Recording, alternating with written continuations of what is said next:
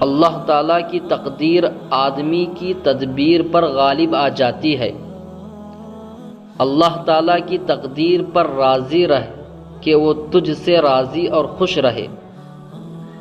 اللہ تعالیٰ کی تقدیر پر ناخوش ہونا نہایت تکلیف کا باعث اور اس کے حکم پر راضی رہنا کمال غنا کا معجب ہے۔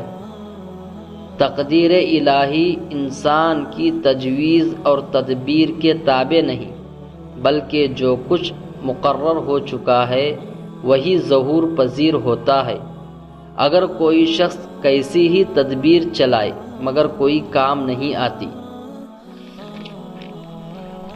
تقدیر الہی قوت و کوشش سے رفع نہیں ہوتی اور روزی حرص سے نہیں ملتی۔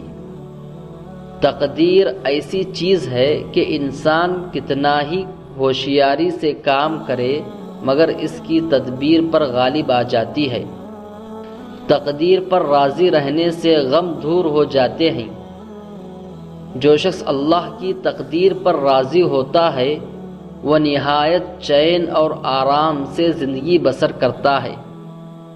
جو شخص اللہ کی تقدیر پر راضی رہتا ہے اس کا یقین قوی اور مضبوط ہوتا ہے۔ کام وہ ہوتے ہیں جو تقدیر میں لکھے ہیں۔ تقدیر کے آگے تدبیر کچھ کارگر نہیں ہوتی۔